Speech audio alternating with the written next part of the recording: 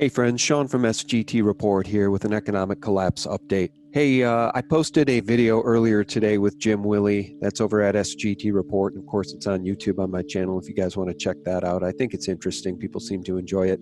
I'm going to read a Twitter thread that I posted today, and I want to share it with you guys. So more on that in a second. But as I've been saying, regardless of what this thing is or isn't, it has the potential to take us directly into an economic collapse. Tonight, as I'm making this video, oil is crashing, down 30%, the VIX is exploding, and the S&P is limit down. The Zero Hedge notes, for the first time since the financial crisis, the E-mini S&P futures have hit the limit down band of negative 5%, something it failed to do even during the May 2010 flash crash. This means that no more trades are allowed below the limit down level until the market opens at 9:30 Eastern. Trades higher, of course, are still permitted, but it looks like there's going to be an awful lot of selling in the week ahead. Just to show you how the markets are lining up for tomorrow, at least at this point, quote the Raven over on Twitter, showing the Dow 30 futures down 4.5%, the S&P 500 futures down 4.9%, and the NASDAQ down 4.84%.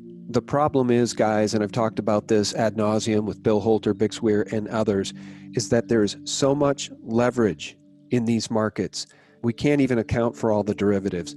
There's so much leverage and debt in these markets and margin debt that selling begets selling, which could become a cascading event. And I want to share this thread with you as it relates to COVID-19, which essentially is sparking all of this. So my friend Corey Diggs emailed me today, and she wanted to let me know that some people have been contacting her, accusing me and others in the truth media space of fear-mongering for reporting about COVID-19. And here's my response to Corey in detail. I made it public, and it goes like this. There was an orchestrated, organized effort in the comments section on YouTube on Friday night under a video I posted called "Fear is a Contagion of Its Own."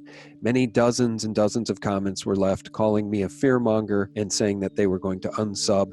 Now, I've been at this for a very, very long time, and I recognize when these things are not 100% organic. It's happened to me before in the comments section, most notably with Pizzagate. This was not totally organic on Friday night. It was organized and fast.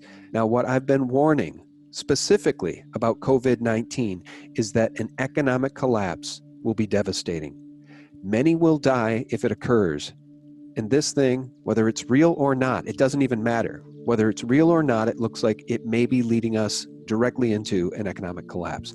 Also, keep in mind, SGT Report, along with Mike Adams, was specifically attacked in a vicious hit piece by Sebastian Herrera at the Wall Street Journal last week for daring to call this thing a bioweapon and for questioning the official narrative that it magically mutated and originated in a wet market in China, which I think is total BS. And the fact that the Wall Street Journal wants you to believe that that's how it originated should tell you something. And tweet number 6 in this thread, there's a lot going on here and the gatekeepers don't want us asking the tough questions about it.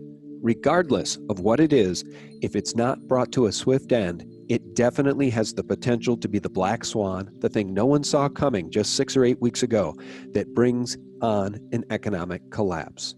And then it won't matter who's sick or not.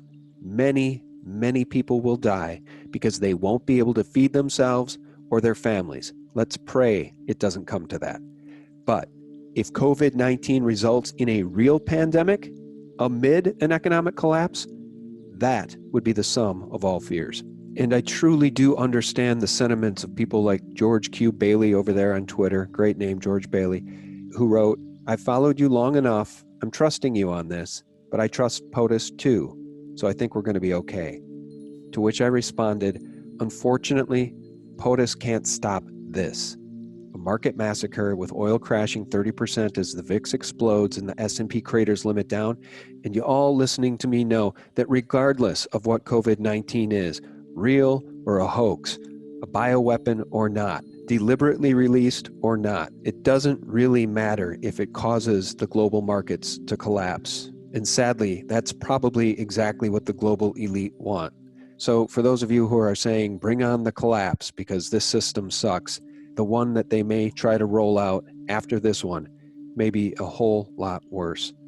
We're going to have to fight like hell to prevent that, but in the meantime, we're going to have to try to stay alive amidst a global collapse.